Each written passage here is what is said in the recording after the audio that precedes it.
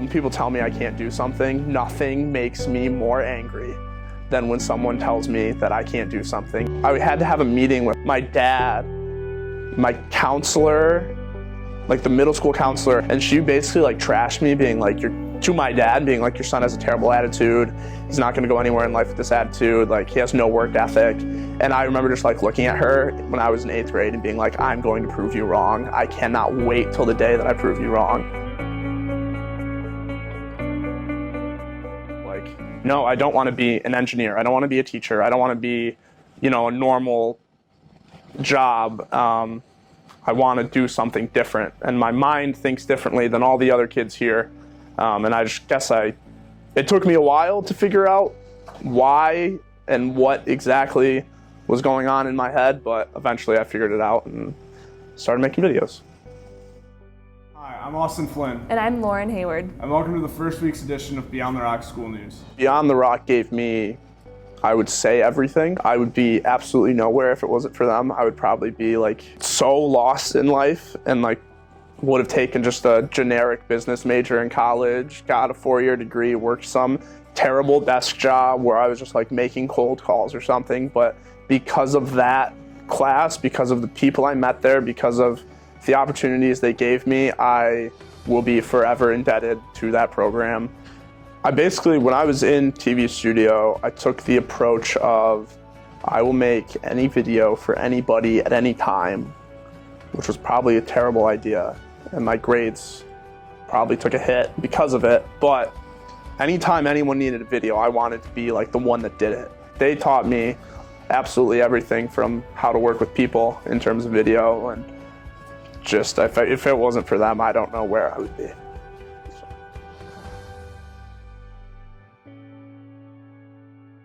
Going into my junior year, I want to be proactive into getting an internship or something in this field. Let's see what I can find. And that's when I found the Grand Rapids Drive internship. I applied to it literally the next day I was in there for an interview. It was my 19th birthday. I interviewed with the Grand Rapids Drive, which is really weird to think about. And it was a digital video intern was the title. I got it literally the day after, so like happy birthday to me.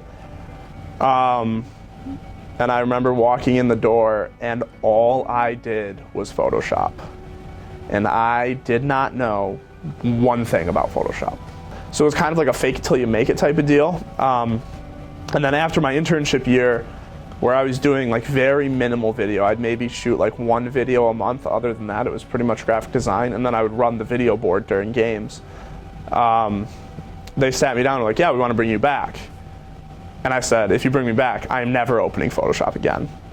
I kind of laid out what I wanted to do, and I was doing it all for free. I was like just an unpaid intern, and my internship wasn't even counting towards internship credits at school. Like, I could have been volunteering at the kids' food basket, and it would have counted for as much as what I was doing there. And they sat me down, and I told the president at the time, and just like laid out my plan. I said, I want to make a video department. You don't have to pay me, but this is what I want to do. I want to, bring another person on to help me make videos. I want to make videos all the time. I want to experiment. I want to try things. I want to do things. And I didn't think they'd say yes, which looking back on it, it was a no-brainer. I was doing it for free. I was just some dumb college kid for all they cared. And they're like, no problem, let's do it. So that's when I hired Paul. Brought him in as an intern, and we were kind of interns together. Neither of us were getting paid. So I was 20 years old running this video department for a minor league sports team, and I had no clue what I was doing. Absolutely no clue. Again, a fake it till you make it type of deal. Like, I would basically spend my nights at home on my phone searching what other teams were doing, what other places were doing, but no G League teams. Just like college football, NBA, because I knew like college football had what they were doing in video at the time was so far beyond what any other sports team was doing. And it started to like gain recognition. And my, September of 2017, before the season even started, my boss sat me down. It's like, hey, we want to start paying you. Like, we realize what you're doing here is different. He kept going to these league meetings, And they'd be like, who is making those videos? It'd be like literally some kid that basically wandered into our office and was like, this is what I want to do. So they started paying me, which helps a lot. And so I did that for a year, and I think it was December of that season, the president of the league came to our office. My boss was like, yeah, we want you to like present. You know, what you guys are doing is different than any other team in this league. We want you to like sit down with him. So I was 20 years old, sitting in an office with the owner of our team, the president of the G League, and the vice president of the G League, with like a PowerPoint presentation, which like I've never told this story, but now looking back on it was like insane. Because again, like 3 years before that, I was some idiot kid like getting terrible grades in high school. And so I'd like bringing him through this presentation and like, this is what we do, this is how we do it, this is what we base it off of. Kind of gave him the whole rundown, and I go back to my desk and he comes up to me and he goes, hey, we want to bring you out for All-Star Weekend. And I was like, okay, like whatever, man, like definitely see you there, like haha. And then a couple weeks go by and my boss comes up to me and he goes, yeah, like you're going to get an email here in the next couple weeks, like they're bringing you out to All-Star Weekend. It's like, what are you talking about? There's no way. So I get an email from the league saying, here's your budget, book a flight, here's where you're staying, we'll pick you up from the airport, blah, blah, blah. I was like, what? Like, there's no way that this is actually happening. So me and Paul flew out to LA for a weekend, skipped a lot of class, and we shot All-Star Weekend for the G League, which I've never told the story, but it sounds crazy to think about two 20-year-olds wandering around LA with cameras, following like Jerry Stackhouse. We were backstage with Jason Tatum. We were like doing all that stuff. It was like the wildest thing ever, and like going to the All-Star game. And then the worst part was we were both in college and had class Monday morning.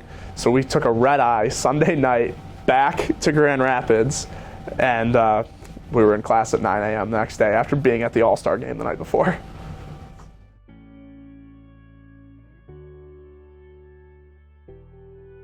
I was in the Rick's parking lot in Rockford. I still remember this. And it was right as I got to like go ahead to start the video department at the Drive. I was like trying to figure out what I was doing, and I was watching some of Michigan State football stuff, and they were being like pretty cutting edge and like trying different things, and it piqued my interest. So I found the guy on Twitter, his name's Justin Martin, who was in charge of it, and I sent him a direct message on Twitter, which looking back is like the most unprofessional thing I probably could have ever done. But I was like, hey, I really like your stuff. I like what you guys are doing. Is there any way I can come job shadow and just like meet you? And he messaged me back. He goes, no problem. Let's do it. Like, he goes, I'll email you in a couple weeks when like a good day would be, and we'd love to have you out. So 2 years ago, 19-year-old, 20-year-old me walked through the door in this exact room and met everybody and just kind of saw how they did things, how they built out this whole everything. And I remember distinctly my thing going into it was, whatever I do, I'm not going to ask for a job, because I knew that would look bad, even though I really, really wanted one.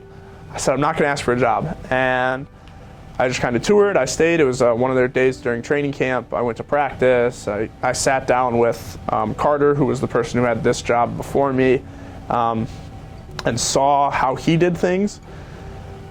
And I just stayed in touch with them after that. So they then started following the Drive, saw what I was doing there, and we stayed in touch all the time. I was talking to them a good amount and messaging back and forth and texting, and like if I'd see a cool MSU video, I'd be like, hey, I really like that, really like this, and this, blah, blah, blah. And they'd be doing the same with me, and they followed the Drive too. And December of 2018, I got a message on Instagram from Justin saying, and Justin was no longer here, but he knew everybody and all that. So I got a message from him in December of 2018 saying, this job is opening up.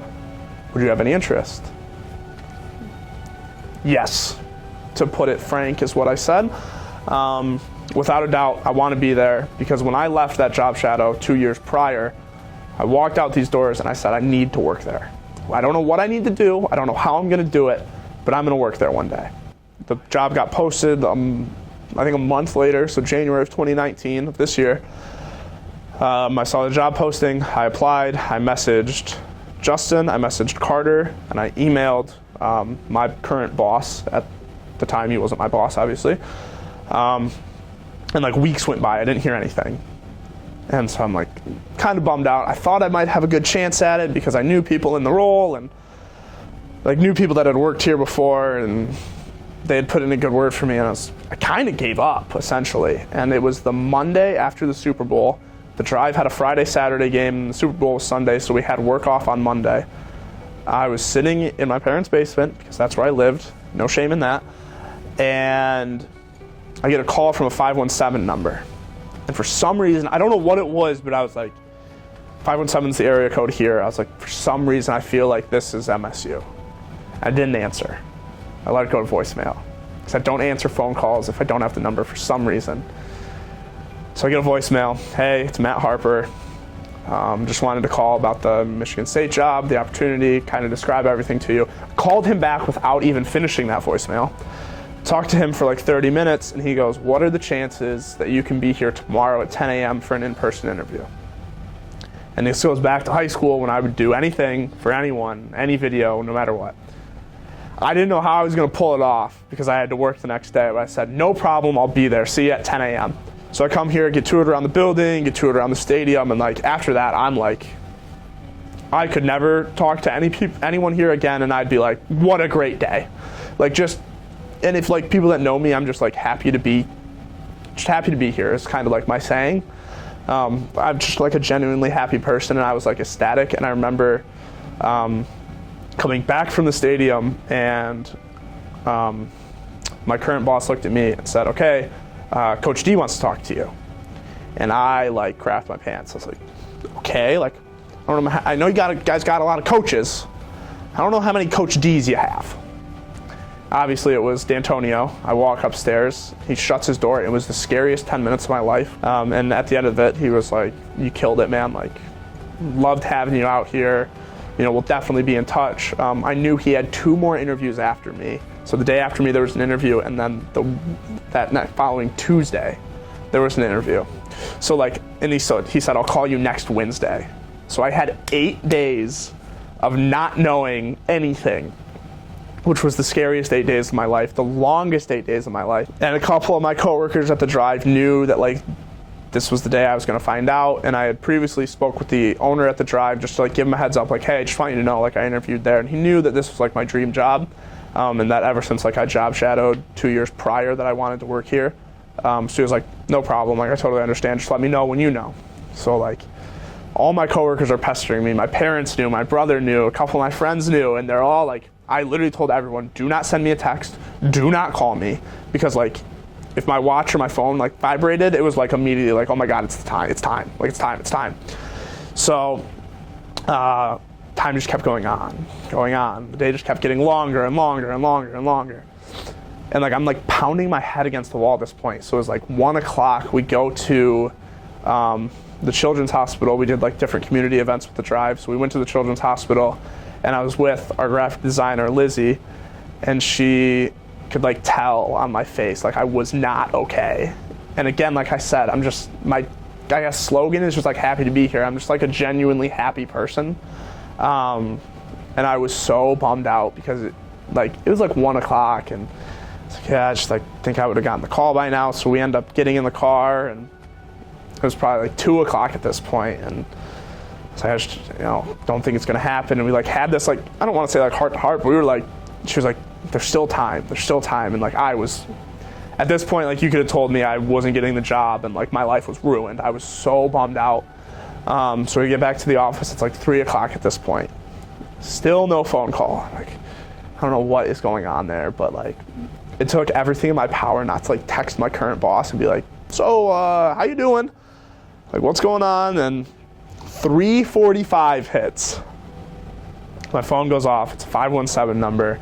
I run out in the hallway at the drive, and like my coworkers could tell by like the way I booked it out of that office to go in the hallway to take the call. Like they knew what it was, and so I got the call, and he said, we loved having you out here. We want to, offer you the position officially. And I don't think I let him finish a sentence before being like, yep, I'm there, like no problem. And I hate saying it, but I kind of like broke down, like sat there for a second. I was like, oh my God. And our graphic designer, Lizzie, came out. She knew how bad I wanted it. And then Paul came out, and I remember like giving him a hug and just like breaking down crying, because like this is what I wanted for so long. And I'm like not a crier at all, but like that moment was so cool. And like, I don't know, like looking back on it, it's kind of weird to say, but like I keep saying like a lot. Looking back on it is so cool to, you know, like be there with them and like share that moment with them. And because it was like such like a pipe dream for a while, and that 8 days was the longest 8 days of my life. So like have that weight off my shoulders felt so good. And then like I remember calling my parents and telling them, and because they were waiting too. They were like, I called them at like 4 o'clock, and they were like, Jesus, we thought you were never gonna call. Like we thought you were like disappeared at this point. So they were really happy, and just like kind of made my phone calls. And that day I resigned at the Drive. I know you're supposed to put in 2 weeks, but they wanted me here within a week and a half. So I had a week and a half to like pack up all my stuff from my parents' house, find a place to live, like all that stuff, moved out here, and I guess the rest is history.